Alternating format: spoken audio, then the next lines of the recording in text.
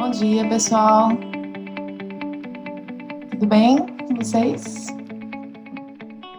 Bom dia. Bom dia, Bom Nath. dia. Eu fiz uma. A gente vai. Bom dia, Felipe. Vai se aperfeiçoar. Eu coloquei umas regrinhas aqui do lado, no chat. Se vocês puderem dar uma olhadinha, eu agradeço. Teve gente que entrou depois, então eu vou repetir lá de novo. A gente poder tornar essa experiência. Eu tenho feito algumas experiências com clientes também, tem sido bem legal. Essa coisa de conseguir interagir mais, a experiência fica mais rica. Tá bom? Então, quem puder abrir as câmeras, as regrinhas são a gente abrir as câmeras para a gente poder se enxergar, ver, ter um feedback, né? Porque é muito estranho essa coisa da gente se falar aqui e só aparecer os nomes. Claro, tem gente que não pode abrir de jeito nenhum, porque de repente está com algum problema. Aí tá tudo bem. Mas quem puder abrir, eu agradeço, porque a experiência fica mais rica. Não tem certo e errado, ainda mais hoje que a gente vai falar de um assunto que surgiu no último encontro. Laércio, não tem problema se seu computador é desabilitado.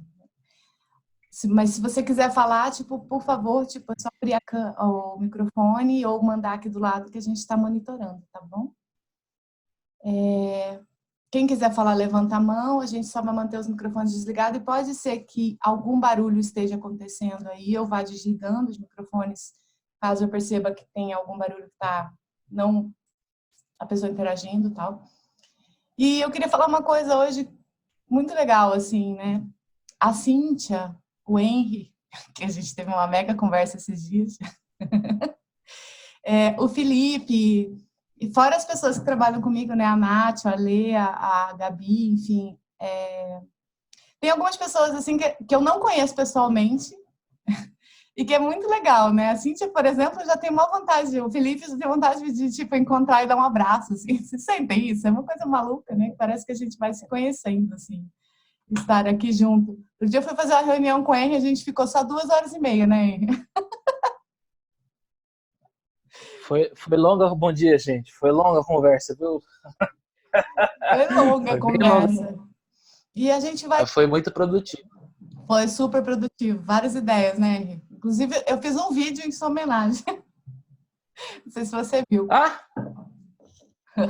Eu preciso te mandar. Por favor. É o seu da nossa conversa. A Beatriz também, é uma pessoa que sempre traz pensamentos que são muito interessantes, assim, né? Todas as vezes que ela fala, assim, eu fico com vontade de escutar mais, sabe? Viu, Bia? Que bom! Olha, sabe de uma coisa? Eu sou sua fã. Você é minha mentora. Eu que sou sua fã, imagina. Agora estou preparando palestra para o vestibular. Então, sabe como é que inicia a palestra? Com o pessoal falando sobre o ambiente em que eles estão, o que eles percebem desse ambiente. Então, aí vai todas as dores, os obstáculos, para depois a gente ir pelos níveis neurológicos da PNL.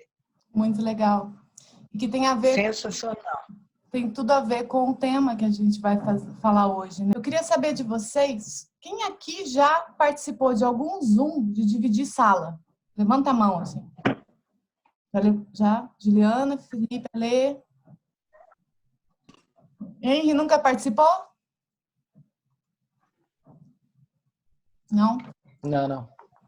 É bem legal. Eu vou, em um momento que todo mundo estiver aqui dentro, porque se eu fizer isso logo no começo, isso foi uma coisa que eu aprendi, inclusive. Se você faz logo no começo e as pessoas estão entrando, as pessoas caem em salas separadas e elas ficam completamente perdidas. Elas não sabem o que fazer. Então, a primeira coisa que eu aprendi, né, e foi na prática mesmo, é que a gente tem que abrir a sala depois de um tempo de esquenta. E hoje o nosso tema é gestão, né, como lidar, autogestão, como lidar com as nossas subjetividades. E o que falar sobre isso, né? Imagino que deve ter pessoas aqui que já participaram dos outros webinars e tem pessoas novas. Então, eu vou só dividir com a gente aqui rapidinho, lembrando o que é subjetividade. Ao invés de eu simplesmente botar um slide e falar, eu queria que vocês me ajudassem. Vamos ver se vocês aprenderam a lição. Quem estava aqui na última aula. Gente, o que é subjetividade? Quem pode me ajudar? A subjetividade é considerar o sujeito na comunicação. É ter o foco no indivíduo. Foco no indivíduo. Legal. Considerar o sujeito na comunicação. E quando eu estou falando de subjetividade nossa, o que seria? Desculpa, cortou um pouco. Quando está falando de? Da nossa própria subjetividade, o que seria? O que vocês acham? Como eu disse lá do lado, não tem certo e errado, tá, gente? É só uma troca aqui para a gente poder enriquecer. Fala, Cíntia. Talvez sejam os nossos, como a gente se sente frente às situações, os nossos pensamentos, para além das nossas técnicas e das nossas competências, como a gente está se sentindo, até fisicamente mesmo. Exatamente. Tem a ver com a nossa maneira de lidar com as situações, como o nosso corpo percebe as coisas, como a gente se sente, e como a gente se sente não só no pensamento, mas no nosso corpo como um todo. Como é que a gente sente as coisas em relação às relações que a gente tem, seja com pessoas, seja com situações, sejam com objetos, e como que a gente lida com isso. Eu queria que vocês fizessem um exercício rapidinho, assim, tentar pensar, né? Porque a gente não para pensar muito nisso. O que é só nosso? O que é só nosso? Eu vou dar 3 minutinhos para vocês pensarem numa folha de caderno na frente de vocês, tentar pensar assim, o que é só meu? Eu vou fazer esse exercício também. Tentar descobrir uma coisa assim, cara, acho que essa coisa aqui é só minha. Eu não conheço ninguém que pensa dessa forma. Ou que faz isso. Difícil, hein? É difícil, né? Porque a gente não para prestar atenção nas nossas subjetividades. Mas a gente começa a lembrar. Quer ver? Ó, eu lembrei aqui de algumas. Cara, toda vez que eu vou cozinhar, se tiver uma louça na pia, eu não consigo cozinhar. É uma coisa louca, assim. Tipo, eu fico alucinada. Eu preciso lavar toda a pia, eu preciso limpar o fogão, eu preciso limpar tudo antes de começar a cortar ou picar alguma coisa e tal. Tipo, e eu não sei de onde que vem isso, não sei se isso vem da minha mãe, sei lá. Mas, assim, eu tenho essa característica. Não adianta você pedir para eu cozinhar com alguma louça suja, eu não consigo. Tipo, para mim é impossível. A outra coisa, assim, quando eu tô trabalhando, por exemplo, a minha mesa, é que vocês não estão vendo. É uma zona, assim, sem fim. Mas todos os dias de manhã eu acordo, daí eu arrumo tudo, deixo tudo organizadinho, aí conforme o dia vai pintando, eu vou colocando caderno pra lá, não sei o que eu tenho um monte desses caderninhos, assim, que eu fico anotando um monte de coisa, e vai juntando, é fone de ouvido, é folha, não sei o que, e aí eu me entendo minha bagunça. E se alguém pegar qualquer coisa e tirar do lugar, eu sei que tirou, mesmo no meio da zona. Alguém lembrou de alguma coisa aí que seja muito seu? Assim, vai lá, Ti. Abre o microfone. É muito meu, eu acho que eu sou muito certinho. Em tudo que eu faço, eu sou muito certo. Eu sou muito correto, muito limpinho, muito, mas eu sou muito, entendeu? Eu sou muito além de muito. Nossa senhora, virginiano na veia, assim, né? Mais ou menos. Mas eu sou meu ascendente. Ascendente virgem, eu também sou. Às vezes me dá o ataque da organização, assim. Fala. Com certeza. Bate uns 5 minutos e eu tenho que limpar tudo. Muito bom. Sim? Então, bom dia, povo.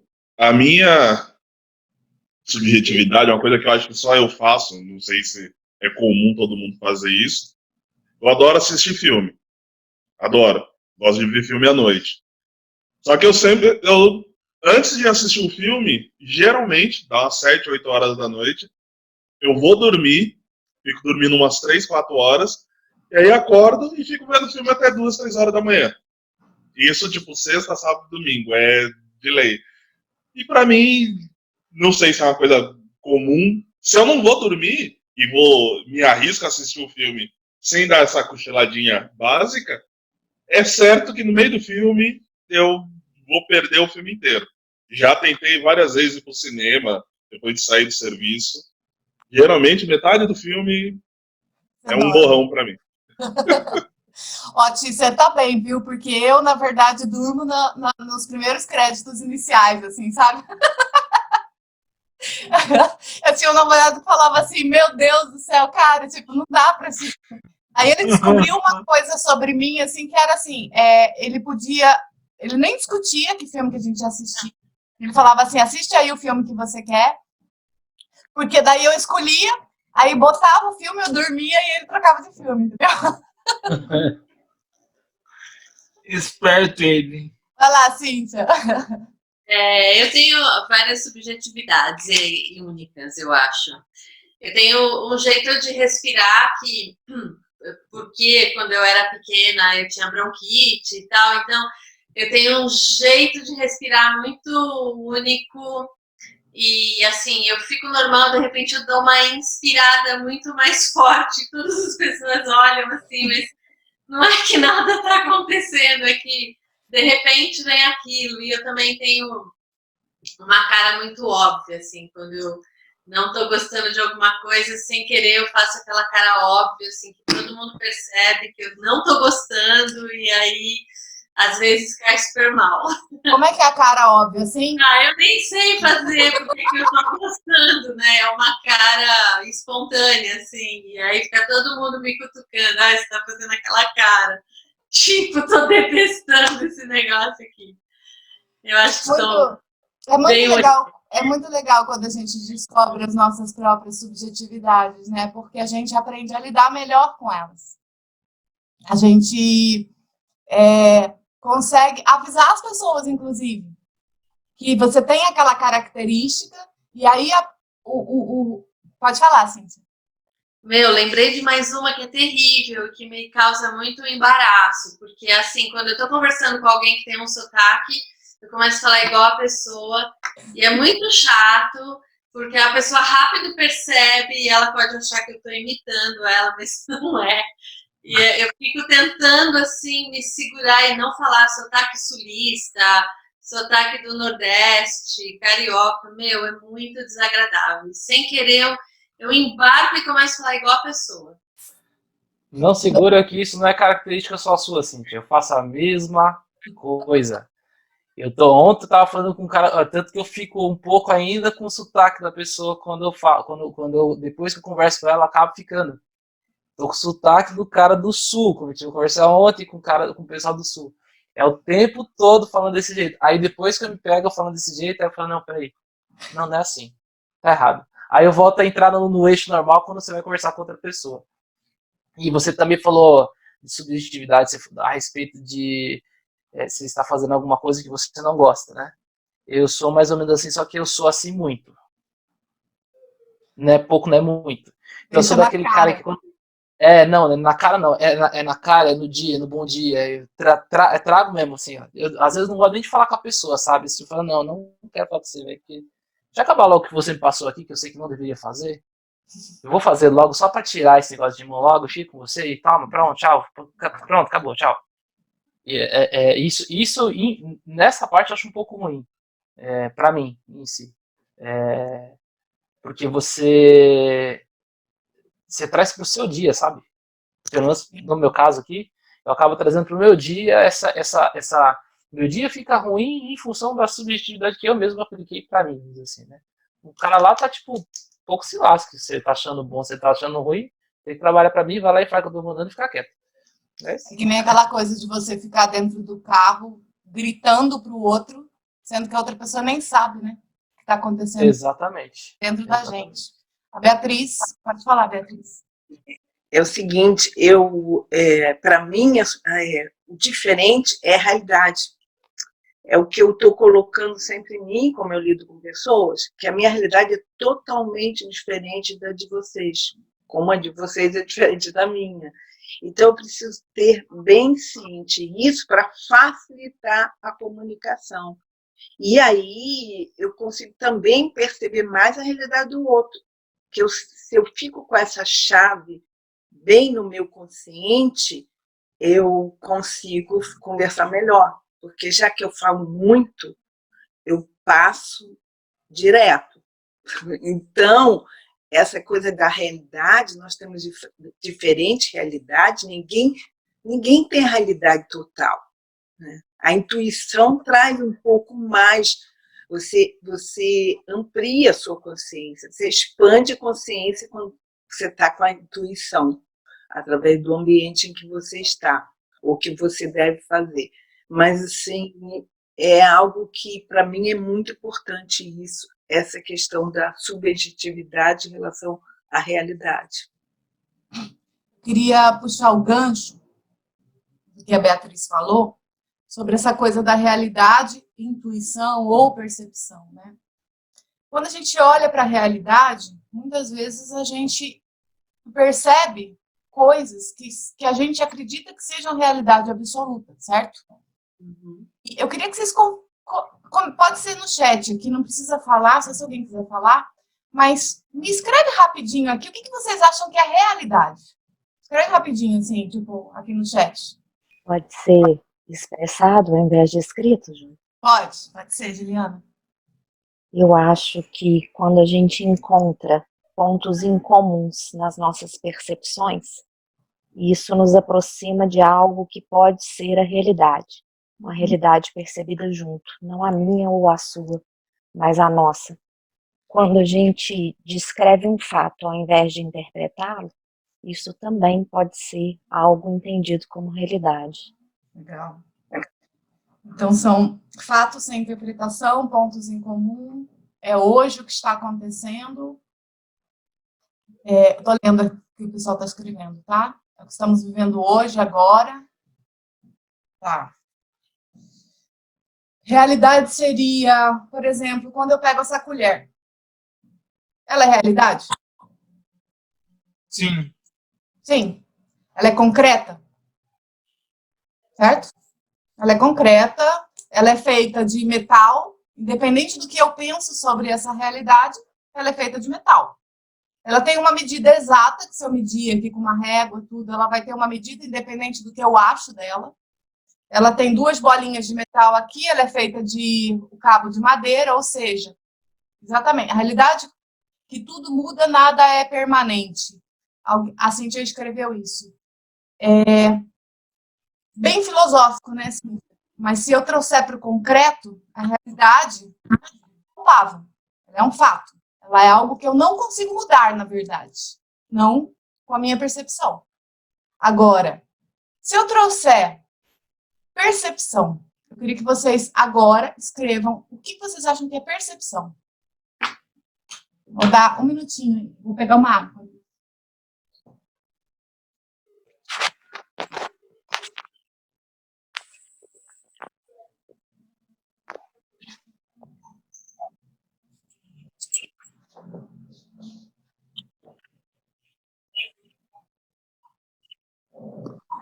O que é percepção?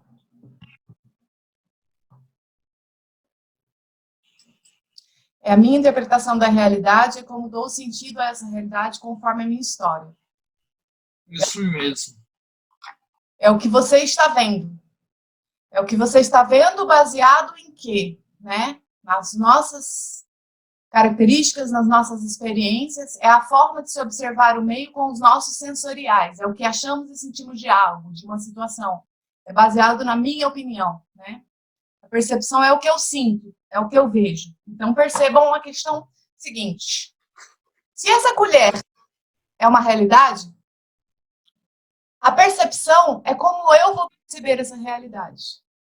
Eu vou analisar essa colher diante daquilo das minhas necessidades, da minha experiência com ela, dos meus sentimentos com ela. E aí, eu queria trazer um cara chamado Antônio Damasio. Não sei se vocês já ouviram falar dele, é um neurocientista português. Eu gosto muito do Damasio, porque o Damasio simplesmente botou por água abaixo tudo que está relacionado a o que se pensava antes dele começar a aparecer e fazer os estudos que ele trouxe, acreditava que sentimentos, se acreditava que tudo que estava relacionado à emoção, a sentimento, simplesmente era descartável. Quando a gente olha para a nossa história, quando a gente olha para a história da humanidade, principalmente de 400 anos para cá, e a gente vai estudar Descartes, a gente vai estudar o positivismo, a gente vai estudar o Fordismo, enfim, todas essas grandes escolas de pensadores que existiram na nossa sociedade, elas achavam que a verdade era construída a partir da ciência, a partir da realidade, e que sentimentos era descartável. Por quê? Porque sentimentos são muito complexos. Como é que eu posso encontrar verdade e realidade baseado numa coisa que é altamente complexa e que as pessoas simplesmente não têm como mapear, né? Eu vou encontrar a verdade e a realidade sobre alguma coisa baseado em dados científicos, em pesquisas. Então, eu tenho que encontrar um padrão e esse padrão fazer verdade. Só que o Antônio Damasio, em 2001, quando ele escreveu O Erro de Descartes, ele trouxe essa frase, uma outra que eu vou trazer: somos máquinas de sentir que pensam. E ele botou por água abaixo tudo que a ciência vinha falando até então. Por quê? Porque o Damasio, ele fala, né, a partir das pesquisas e de todos os estudos que ele fez, que toda e qualquer expressão racional está baseada em emoções. Ou seja, você tem um raciocínio, você avalia uma situação, essa situação que você está vivendo, você vai ativar experiências emocionais que você já viveu em situações semelhantes. E essas experiências são emocionais, porque a partir do momento que você vive uma situação, você teve uma experiência, e essa experiência se capta na sua memória através da emoção e do sentimento, e não da razão. Olha que coisa louca isso. E aí, o que acontece? Você faz comparações lógicas entre o que você está vivendo agora com o que você viveu no passado, baseado em, de novo, né? E não baseado em racionalização. Depois você levanta opções para decidir essas questões. O que eu quero dizer com isso?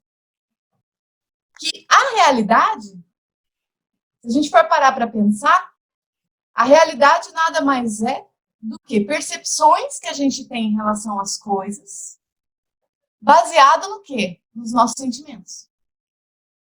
Baseado no sentimento que você teve em relação àquilo que você estava vivendo. Então, se a gente for parar para pensar, a realidade, ela é absoluta quando a gente pensa em comportamento, quando a gente pensa em sentimento, quando a gente pensa em verdades. Felipe, pode falar. Na realidade, é uma coisa baseada nas suas experiências do passado. Eu acho que muitas das coisas que fazemos hoje são baseadas em experiências passadas. Exatamente. E o que forma essas experiências? Nossas vivências, nossos hábitos, nossa cultura, nossas crenças, todas as percepções que você vai juntando ao longo da sua vida e que vai fazendo com que você, ao olhar para uma nova experiência, ao olhar para um novo conteúdo, ao olhar para um gráfico, ao olhar para qualquer coisa, você conecte automaticamente com as coisas que você já passou. Exatamente, Beatriz. A gente nunca vai esquecer onde a gente estava no dia 11 de setembro. Por quê? Porque a gente foi impactado em todos os aspectos subjetivos das nossas percepções. Emocionalmente, todos nós ficamos abalados, e isso fez com que a gente ativasse em nós a memória. Existe um outro, Uhum. eu vou até escrever aqui do lado para vocês, Eric Kendall, acho que ele foi Nobel em 2000 porque ele fez um estudo focado em memória, porque ele queria entender, quando ele tinha 22 anos, ele estava em Harvard, hoje ele já está bem velhinho, ele queria entender da onde que vinha a memória. Como é que a nossa memória era produzida? E como é que a gente lida com essa memória ao longo da vida, né? E o que faz, de fato, se você vai fazer uma apresentação, se você vai se comunicar com alguém, como é que você faz com que as pessoas percebam e guardem aquilo que você está falando? E aí ele traz, dentro do estudo dele, tem até um documentário dele no YouTube, que é muito legal. Ele pega uma ameba, porque, aliás, quando ele tinha 22 anos, ele vai estudar memória e um professor vira para ele e fala assim, nossa, você tá doido, né? Você vai estudar memória, você vai ter que estudar cada célula do cérebro. Como é que você vai fazer isso com uma pessoa viva? Ele falava assim, bom, se é isso que eu tenho que fazer, então eu vou fazer. Só que aí ele começa a estudar umas estruturas moleculares menos complexas. Ele pega uma espécie de uma lesma marinha, chama aplísia, e ele começa a estudar essa lesma. E aí tem uma da parte do estudo dele que é muito legal, assim, que ele coloca a lesma em cima de uma mesa, e ele vai lá e faz um barulho estrondoso do lado dela. Então dá uma batida do lado dela. E no primeiro momento, a lesma faz assim, se enruga inteira. E aí ela vai soltando. No segundo dia, ele vai lá e faz a mesma coisa. O que vocês acham que acontece? Ela se enruga, mas não tanto. Exatamente, Henry. No terceiro dia, menos ainda. Já está se acostumando com o barulho. No quarto dia, ela nem se mexe mais. Nem sente mais. O que isso diz sobre a nossa memória? Que é exatamente o que a Beatriz colocou ali. O que aconteceu com a gente em 11 de setembro? A gente precisa ter algum impacto emocional para que a gente guarde isso na memória. A partir do momento em que a gente se acostuma com algo, a gente deixa de prestar atenção. São as chamadas crenças. São as chamadas... São as chamadas crenças. Exatamente, Felipe. E a gente para de prestar atenção e a gente para de se transformar. Olha que interessante isso, sobre a maneira como a gente vai construindo os nossos processos evolutivos. E aí eu queria fazer um exercício, são 11h34. Eu acho que dá tempo para a gente fazer isso. Quero saber se... Mas para dar certo, eu preciso que vocês realmente, a hora que vocês forem para as salas, vocês participem. Porque se vocês entrarem nas salas e ficarem todos em silêncio, vai ser bem estranho. Então, eu estou com 35 pessoas aqui no grupo. Eu vou dividir vocês em salas de mais ou menos, eu acho que vou colocar 3 pessoas por sala. Uma sala vai dar diferente aí. O que vai acontecer com vocês? Eu queria que vocês prestassem bastante atenção agora, para não chegar na sala e ficar perdido. Bom? Vocês, de repente, vão sair desse bolo de gente aqui e vocês vão para uma sala com 3 pessoas. Eu queria que vocês fizessem um exercício com essas 3 pessoas, vocês podem se apresentar rapidinho para elas, eu vou dar 10 minutos para vocês. E eu vou ficar navegando dentro de algumas salas, então pode ser que eu apareça por lá, em algum momento. Vocês vão chegar na sala e vocês vão contar um para o outro, tá? Pode ser que não dê tempo para todo mundo contar, mas se vocês contarem mais rapidinho a história, pode ser. Se apresentar rapidinho e tal, eu queria que vocês pensassem em alguma história da vida de vocês em que vocês se transformaram, em que vocês passaram por um processo, que vocês tiveram que ter coragem de fazer uma coisa que vocês não tinham coragem, vocês ficaram enrolando um tempão e, de repente, vocês foram lá e fizeram. E eu queria que vocês contassem essa história um para os outros. Depois a gente vai voltar para cá e a gente vai ver o que isso tem a ver com tudo que a gente está falando até agora. Ok? Combinado? Ok.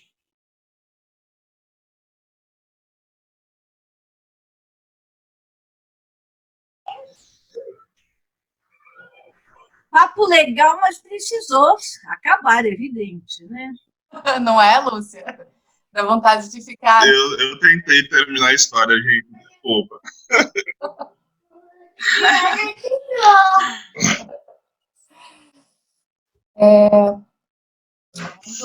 Eu gosto. Eu tava no meio da minha história para eles, pular essa pra Fernanda. Você pode marcar com Nós não temos eles. espaço Acho que a gente para se isso. empolgou. Vocês podem marcar. A Sandy também foi interrompida. Eu gosto muito eu faço muito esse trabalho nas empresas, né? Onde a gente trabalha com a questão da coragem. E eu sempre me emociono muito quando eu estou escutando. Eu entrei em algumas salas assim, né? Vocês me viram por lá, fiquei quietinha. E essas histórias, assim, sempre assim, quando eu estou em sala de aula, quando eu estou desenvolvendo esse trabalho da coragem, da vulnerabilidade com as pessoas, eu sempre choro horrores, todo mundo chora. Eu já levo, tipo, 2 pacotes de lenço para a sala de aula, porque a galera se acaba, né? E é muito interessante, assim, porque o que é que todas essas histórias têm em comum? Superação. Superação. Tipo, fala um pouquinho mais, Nath. O que significa superação?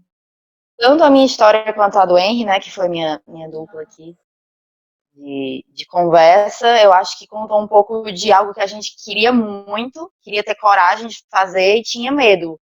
Muito porque você tá ali acomodado numa coisa que você tá fazendo há muito tempo, e você tem estabilidade, mas será que você tá feliz, né? E aí quando você tem coragem de olhar para dentro e entender o que você realmente quer, quem você é, você dá um passo para frente, você sai da zona de conforto e às vezes consegue algo maior, né? A minha história deles se conectaram nisso, achei bem bacana. E tem uma coisa super legal nisso que você falou, Nath, porque o Antônio Damasio, inclusive, fala que os nossos sentimentos, que a gente deveria analisá-los desde a infância, a gente deveria estudar os nossos sentimentos assim como a gente estuda a ciência. E que se você fica muito tempo durante a sua vida vivendo uma situação em que você não faz aquilo que você gostaria de fazer, você adoece. E se a gente soubesse olhar para dentro de nós e trabalhar esses não necessariamente são coisas ruins, são superações. Às vezes tá bom, mas pode ser bom mais 1, pode ser bom mais 2, pode ser bom mais 10. Mas o sentimento, ele é algo que nos move para essas mudanças, só que a gente espera chegar num ponto em que tá insuportável muitas vezes, né? Porque dá muito medo. Mano, é um bicho muito complicado. Muito complicado. Porque a gente vai andando ao longo do nosso processo e a gente vai endurecendo, Felipe.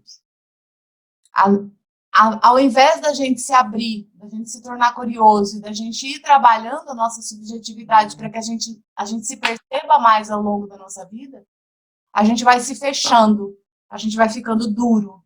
A escola vai fazendo com que você não pergunte mais. Os trabalhos vão fazendo com que a gente vá se fechando e a gente vai se endurecendo em relação ao que nos torna curiosos e o que nos torna corajosos. E várias crenças e percepções nossas vão sendo construídas, fazendo com que a gente acredite que eu não devo mostrar o que eu estou sentindo. Como a Brené Brown fala, né? Não sei se vocês conhecem ela, uma historiadora maravilhosa.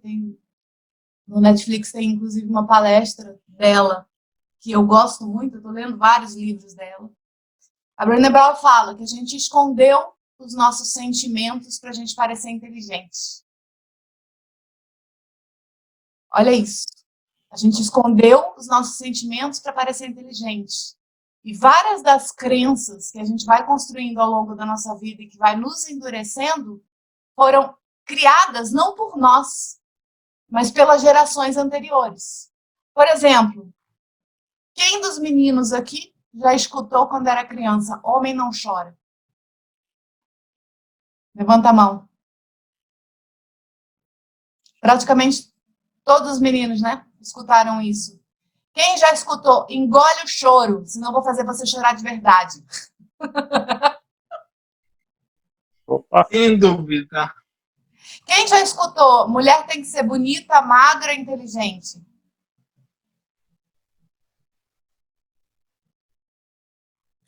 Já escutei da minha mãe. Quem já escutou?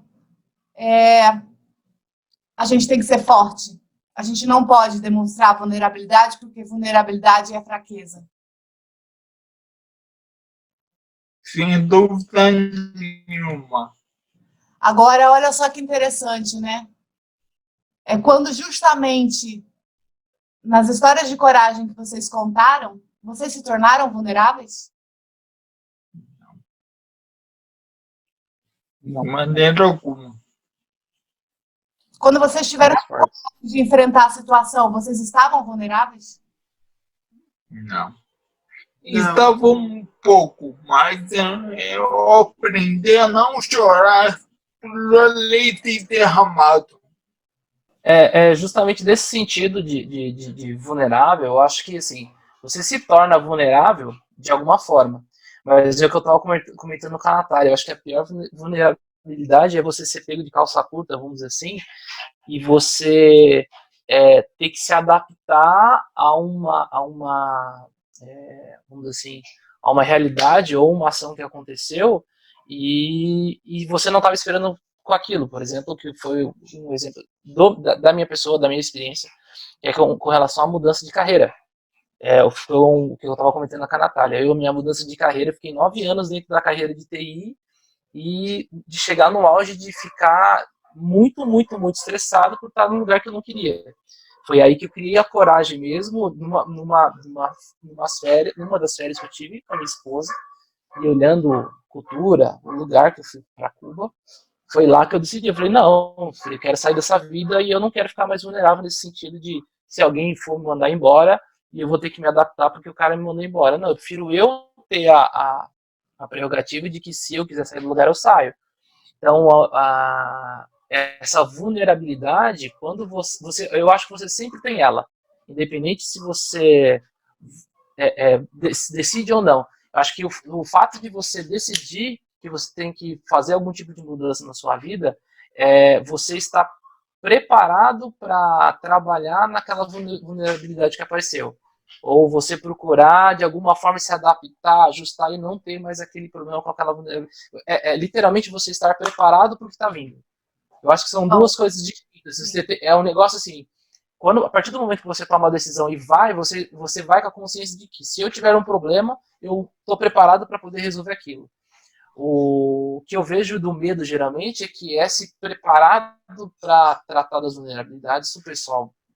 Ou não tem plano mesmo de falar, não, eu vou cuidar disso, ou vou cuidar dos problemas que vão aparecer, e justamente em função de você estar dentro de um trilho que você sempre fez daquele jeito. Então, hoje, o meu desafio constante é justamente esse. Eu não não estar mais preso, seja independente do trabalho que eu estou fazendo, não estar mais preso nisso. Então, eu não vejo mais só uma profissão, eu vejo N profissões. Não fico só a Brené Brown sempre fala, que vulneráveis todos nós estamos, mas a gente tenta a todo custo esconder as nossas vulnerabilidades. Só isso aí. Quando a gente começa a analisar, o ser humano, assim como ele quer mostrar as mesmas coisas um para o outro, né? Eu quero mostrar que eu sou alegre, que eu sou feliz, que eu sou uma pessoa bacana, que eu sou uma pessoa empática. Eu quero sempre que as pessoas me vejam de uma forma. Só que as coisas que a gente esconde ao longo da nossa vida são as mesmas também. No fundo, todo mundo se sente inseguro. Todo mundo tem medo. Todo mundo quer pertencer. E o grande fruto do estudo da Brené é o pertencimento. E quando para a gente pertencer, a gente vai criando várias máscaras e vai fazendo com que as nossas vulnerabilidades, os nossos medos sejam colocados de lado. Então, eu não mostro para ninguém o que eu estou sentindo, eu não mostro para ninguém que eu estou com medo. Só que é muito louco, né? Porque se você parar para pensar nesse teu caso, né? Quem muda de profissão, muda por quê? Porque tem algo que está incomodando, que está deixando você em conflito consigo mesmo. Só que mudar significa se tornar vulnerável. Por quê? Porque em qualquer situação em que você vai ter que mudar, você não sabe o que vai acontecer. E a gente perde o controle da situação. Porque, como você falou, eu me sinto preparado agora para aquilo que vai acontecer, de repente eu posso conseguir um novo emprego, de repente eu posso abrir uma empresa e dar certo e ter cliente, de repente eu posso dar certo naquilo que eu quero, de repente não. Eu tenho sempre 50% de chance de dar certo uma situação ou não. E isso em qualquer situação, seja numa doença, seja no novo emprego, seja numa viagem que você vai fazer sozinho, enfim. Todas as situações que a gente se coloca para enfrentar, a gente sempre se torna vulnerável em alguma medida. Por isso que é preciso ter coragem, como a própria Lúcia escreveu aqui do lado, né? Coragem, linguagem do coração, nos desperta potencialidades e estimula a agir. Corte de coração, agem de ação. Então, você chega num ponto onde você se joga numa situação, mas toda situação nova de transformação, ela envolve me tornar vulnerável em algum aspecto, porque senão eu não precisaria de coragem. E é isso que o estudo da Brené traz. Ele traz que todo ato de coragem exige que você enfrente a sua vulnerabilidade. E seria muito mais fácil se a gente não encarasse a nossa vulnerabilidade como fraqueza, se a gente olhasse para ela e a gente expandisse ela para que nós pudéssemos tratá-la. Olha que interessante. Como a Cíntia trouxe, né? Ela faz o carão, né? Toda vez que alguma coisa que você não concorda, você faz aquela cara. Eu tenho algumas coisas, por exemplo, eu sou uma pessoa que foi criada com muita dureza no sentido da comunicação. E é por isso que eu vim trabalhar com comunicação ao longo da minha vida. A minha família é uma família de silêncios perturbadores. Sabe o que é isso? Parece que está tudo bem, mas as pessoas se reúnem umas atrás das outras e ficam falando mal uma da outra. E elas não falam entre si. E todas as vezes, hoje, graças a Deus, eu consigo conversar mais com a minha mãe, com meu pai, inclusive, né? Porque eu acho que a idade vai trazendo uma certa maturidade emocional. Mas durante muito tempo, todas as vezes que eu tentava conversar com eles, eles sempre falavam, não quero falar sobre isso. Agora não é hora de falar sobre isso. E esse silêncio me perturbou ao longo da minha vida inteira. E eu vim trabalhar com comunicação justamente para que eu aprendesse a me entender. Só que não só o silêncio, mas também essa coisa que a Beatriz trouxe de passar por cima. Alguém está falando, aí a gente começa a falar mais alto e passa por cima, que nem um trator em cima das pessoas, que tem a ver com o controle.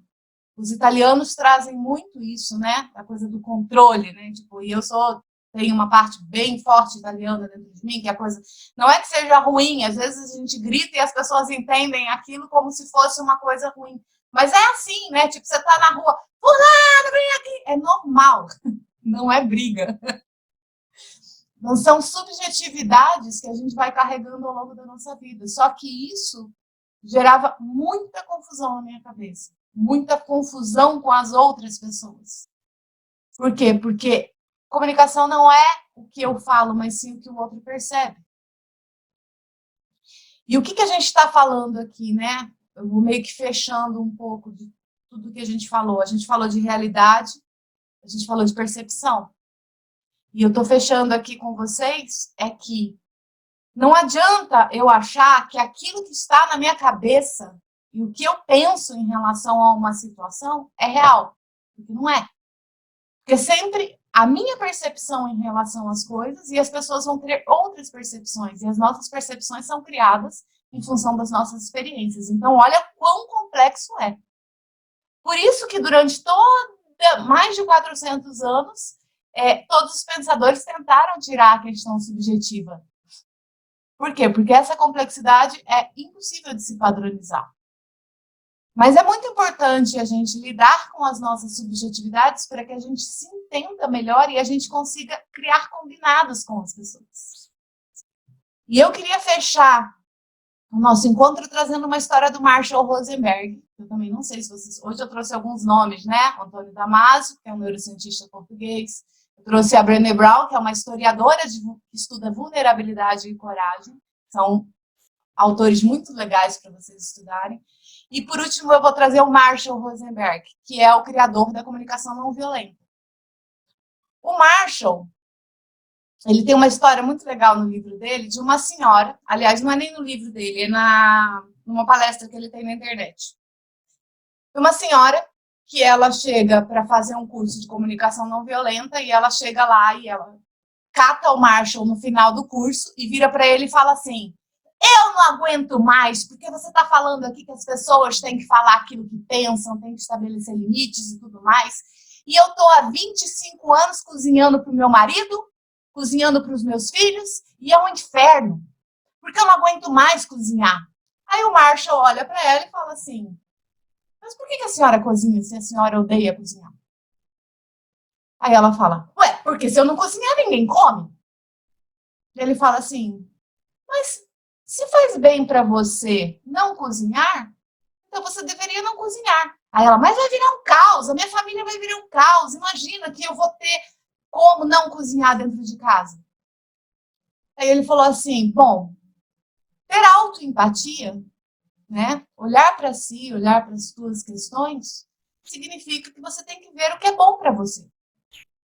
É muito importante que você entenda as suas próprias... Ele não fala de subjetividade, mas eu vou traduzir aqui, porque a gente está falando dessa palavra, mas ele fala que você precisa olhar para dentro de você e entender o que faz bem para você. Porque, com certeza, o que faz bem para você vai fazer bem para os outros.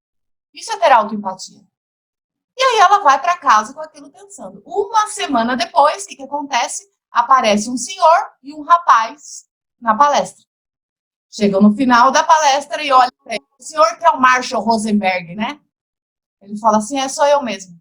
Ele fala assim: a minha mãe veio aqui semana passada e faz uma semana que minha mãe não cozinha. Aí o Marshall olhou para ela e falou assim: e isso é um problema para vocês? Aí ele falou assim: não, rapaz, na verdade eu vim agradecer. É a primeira semana em 25 anos que eu vivo com a minha mãe que ela tá cantando, ela começou a fazer aula de pintura, ela tá super feliz, eu queria agradecer muito você, porque assim, cara, ela era uma pessoa insuportável, ela reclamava o tempo inteiro. E pela primeira vez a gente está tendo paz. E eu queria fechar com vocês me dizendo o que essa história diz pra gente. Quem que pode me ajudar para a gente fechar o nosso encontro de hoje? Momento reflexão, tá aqui. Eu estava escrevendo em vez de falar. Seguinte, eu acho que as pessoas precisam ter mais coragem de se comunicar, porque ela imaginava uma coisa dos filhos e eles imaginavam dela, e ela não falava. Ela não falando, ela só reclama. À medida, eu acho que a gente não fala o que sente, que a gente tem, né, de sentimentos, a gente acaba ficando o dia inteiro reclamando. Então, reclama, e afinal de contas, o que você quer? Exatamente, porque se você não fala, né, Beatriz, como é que as pessoas vão saber? Lúcia, você quer... Eu gosto muito, né, de etimologia, minha área, eu gosto de filosofia, etimologia. Se você pega a palavra comunicação, comunicar é tornar comum. Se eu não me torno comum ao outro, como que ele vai saber aquilo que me faz feliz, mais realizada, ou aquilo que me aborrece, que me traz desconforto? Então, quando eu exponho, eu me torno comum para o meu eu, né? Significa que o outro pode ou não aceitar essa minha maneira de ser, pensar e agir, mas a relação já modifica. Então, eu acho que é muito importante que nós nos façamos conhecer para os outros.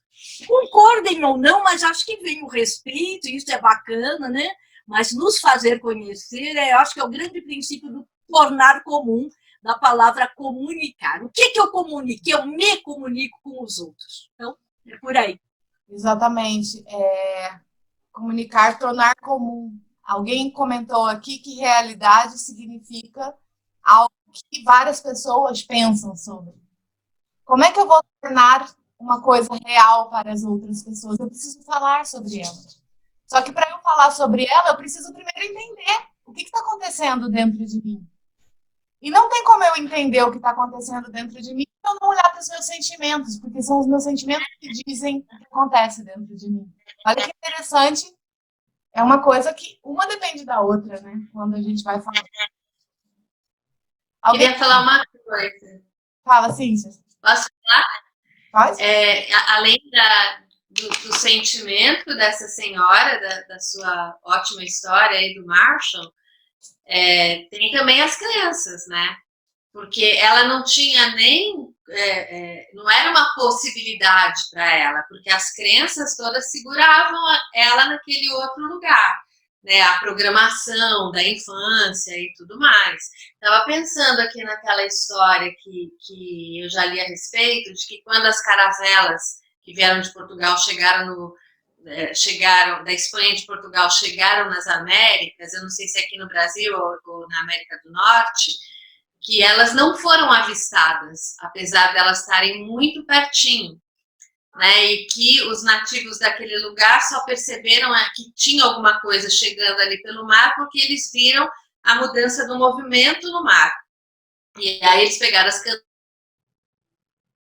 deles e foram remando até lá e viram que tinha aqueles navios grandes, né? Então, o que é realidade? A realidade tem a ver com a tua experiência, senão você nem vê uma coisa que é palpável, igual a colher que você falou.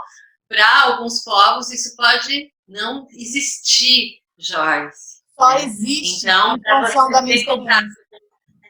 Com a sua emoção, você precisa, né, às vezes, ir além daquela programação das suas crenças, das crenças de toda a sua comunidade.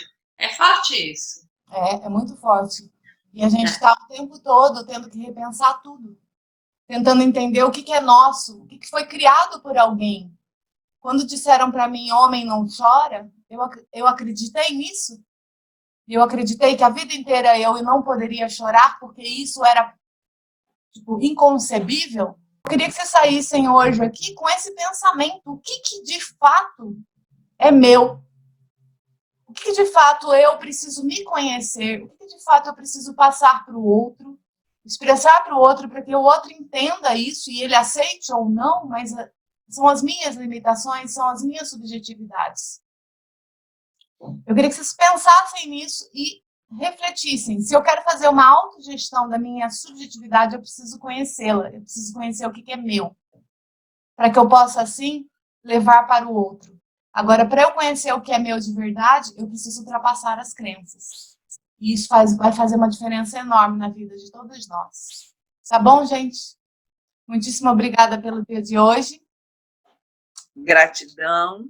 Obrigado. A gente se encontra depois da quarentena. Eu vou para São Paulo. Por favor, vamos marcar uma cerveja, dar um abraço bem apertado. Isso aí. Tá bom? Uma só não, uma só é complicado. Várias e várias e várias. Várias e várias, né, Felipe? Gente. Com certeza. Semana para vocês, tá bom? Obrigado. Se olhem. Até a próxima. Até mais. Tchau. Até mais. Tchau. Tchau. Tchau, tchau.